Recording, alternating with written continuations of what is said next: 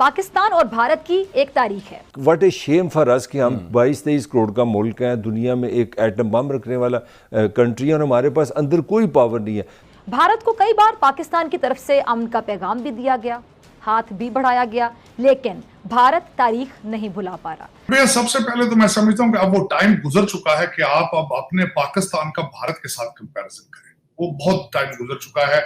आपको इतने ज्यादा करप्शन में डूब चुके हैं पिछले 75 सालों में, और आपने अपने मुल्क की जो इकोनॉमी और हर चीज के अंदर जो तबाही फेरी है कि जब नरेंद्र मोदी ने ये कहा कि मैं पाकिस्तान को आइसोलेट करूंगा, तो उसका सबसे पहली बात ये थी कि मैं मिडिल ईस्ट से, मिडिल ईस्ट पाकिस्तान का एक स्ट्रॉन्ग होल्ड है, मैं उधर से पाकिस्तान को आइसोलेट करूंगा। तो डिप्रेशन मेरे चेहरे पे नजर है कि मैं आज लाल हवेली गया हूं, लोग मरने को फिर रहे हैं, ना गैस का बिल दे सक रहे हैं, ना बिजली का बिल दे सक रहे हैं, ना दवाई ले सक रहे हैं। जम्मू और कश्मीर का तनाज़ा तो इतनी जल्द हल नहीं हो सकता, तो बेहतर यही है कि हम इसको फ़िलहाल बैक बर्नर पे डाल दें और बाकी मामलात पे हालात को बेहतर करें और मामलात को आगे लेकर चलें। आप लंदन चले जाएं, किसी बड़े स्टोर पे चले जाएं, अमेरिका में चले जाएं, तो वहाँ पे आपको पता चलता है कि जो एक बड़ा इंडियन चावल का ब्रांड है वो प्रोड्यूस पाकिस्तान का होता है, लेबल और इंडियन होता है और पैकिंग उसकी दुबई में हो रही होती है। ठीक है, तो यहाँ से हम रॉ मटेरियल बेच देते हैं जिसकी पैकेजिंग और ब्रांडिंग जो होती है दुबई में एक इंडियन कंपनी के अंदर होती है और वो फिर दुनिया में एक्सपोर्ट कर रहे होते हैं, वैल्यू एडिशन वो तो नाम इंडिया का चल रहा है, तो पाकिस्तानी चावल माइनस हो गया। आज आपके जो फॉरेन रिजर्व है 6.56 के करीब है, बिलियन के करीब, उनके जो है इस वक्त 560 बिलियन उनका फॉरेन रिजर्व है। उसके बाद उनके आईआईटी को देखें, उनके जो उनके इंस्टीट्यूशंस देखें, फिर उनके मैं ये नहीं कहता वहां पे करप्शन नहीं है, लेकिन इतनी नहीं है। मैं एक और मिसाल इसकी देना चाहता हूं। आज से एक हफ्ता पहले मैंने एक डिप्टी कमिश्नर साहब सिंध के अंदर मैंने उनके बारे में खबर पढ़ी है कि 2 अरब रुपया लेकर वो भाग गए, एक डिप्टी कमिश्नर जिसकी कोई ही वाज 35 इयर्स ओल्ड। ऐसे ही समझें कि कौम की हालत भी ऐसी है कि उनके बस में नहीं है जिंदगी, उनके बस में नहीं है दोपहर का खाना, तो खैर बहुत सारे लोग नहीं अब खाते। अपने 75 सालों से अगर देखें आप तो इसके आज जो आप भुगत रहे हैं, इसका सफर शुरू किया था सिकंदर मिर्जा, उससे पहले अयूब खान साहब ने। सैंडविच का लिफाफा भी लोग छीन के ले जा रहे हैं। अभी तो कराची में पेट्रोल पंपों पे आग लगी, आप देखेंगे लोग राशन की दुकानों पे, फिर आप कह देंगे कि शेख रशीद ने किया था। मैं आज का दिन बहुत डिप्रेस दिन हूँ। आज मैंने लाल हवेली में दिन गुजारा है, 2 बजे आया हूँ सुबह से लेके। मैं हिम्मत हार गया हूँ लोगों के मसले सुन के। मैं इस नतीजे पे पहुंचा हूँ कि हम टोटली नाकाम हो गए हैं। अल्लाह ताला इस मुल्क के हाल पे रहम करे। आप किसी इंडियन से पूछे आपके भारतीय चीफ का नाम क्या है तो किसी को नहीं पता। तो दर हकीकत आपका इस वक्त कंपैरिजन अब तो अफगानिस्तान से भी करना, अफगानिस्तान के साथ ज्यादती है। अब तो तालिबान भी जिहाद छोड़ गए हैं जिसकी ट्रेनिंग आपको इमरान खान साहब ने दे दी है। आपकी इस वक्त अगर मिसाल दी जा सकती है तो सोमालिया और कांगो की दी जा सकती है, क्योंकि इस वक्त अफगानी करेंसी भी वो पाकिस्तान से बेहतर है। और दूसरा, आज आपने कभी मुझे करेक्ट करें अगर आप कि सारे क्राइसिस में आपको सैलाब ज़दगान की भी बात कहीं से नजर आती है? क्योंकि लोगों को मैंने इस हाल में देखा है कि लोग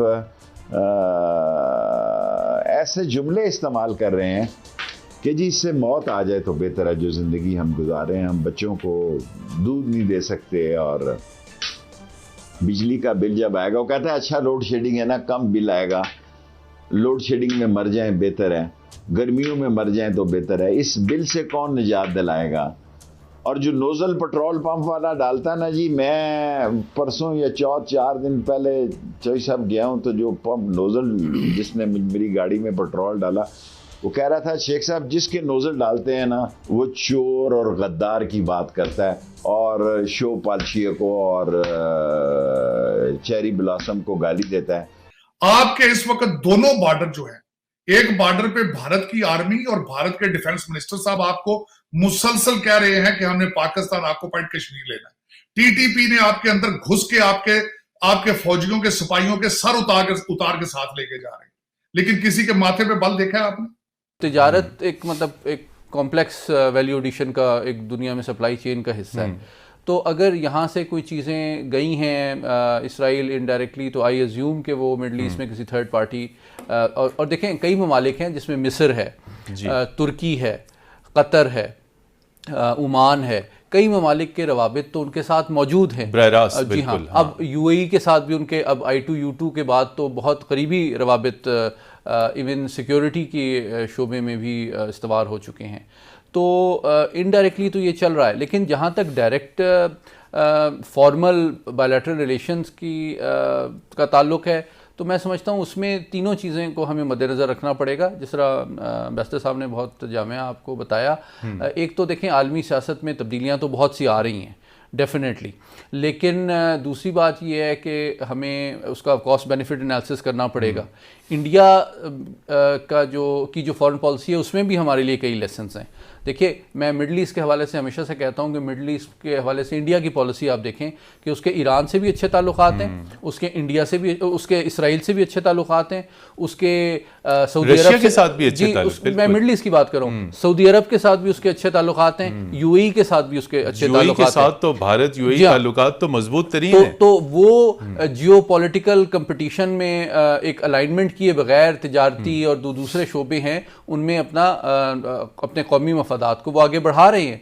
तो मेरे ख्याल में एक सोच तो पाई जाती है। नजमुल साकिब साहब, इन्होंने कहा कि कुछ हद तक इसका असर हमारी कश्मीर डिप्लोमेसी पे भी पड़ेगा। आप समझते हैं कि कश्मीर डिप्लोमेसी पहले ही हम नज़रअंदाज कर चुके हैं, या ये जो नई डेवलपमेंट्स हो रही हैं इससे कश्मीर डिप्लोमेसी बिल्कुल ही फारिग हो जाएगी? क्योंकि जो भी डेवलपमेंट्स होती हैं डायरेक्टली इनडायरेक्टली असर तो पाकिस्तान के ऊपर यकीनी तौर पे पड़ता है। अक़वाम मुत्तहिदा की रेजोल्यूशंस हैं वही फ़लस्तीन पे हैं, वही कश्मीर पे हैं। मतीन साहब, डिप्लोमेसी में बात की जाती है। डिप्लोमेसी में ये नहीं होता कि जाइए हम आपसे बात नहीं करते इसलिए कि हमारे इख्तिलाफात हैं। डिप्लोमेसी तो होती ही बातचीत है। अगर आप इजराइल से बातचीत नहीं करेंगे बाज़ाब्ता तौर पे, तो यानी कश्मीर हो या फ़लस्तीन हो, किसी किस्म के भी सिफारती मामलात हो, आप कैसे बात कर सकते हैं? आपका तो चैनल ही कोई नहीं है। और आज आके कभी हमें पता लगता है जी मुशर्रफ साहब के जमाने में कुछ चैनल खुला, कोई कसूरी साहब जी वो गए, उन्हें भिजवाया गया। बिल्कुल इस तरह की बातें हम सुनते रहते हैं।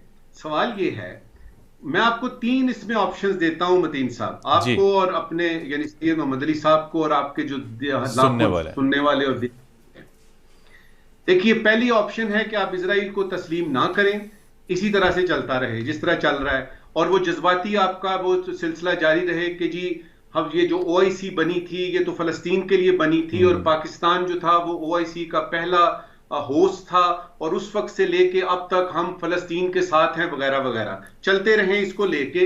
ये है आपकी ऑप्शन नंबर 1, जिसमें आपको कुछ करने की जरूरत नहीं है इसलिए कि आप इस पे अमल कर रहे हैं।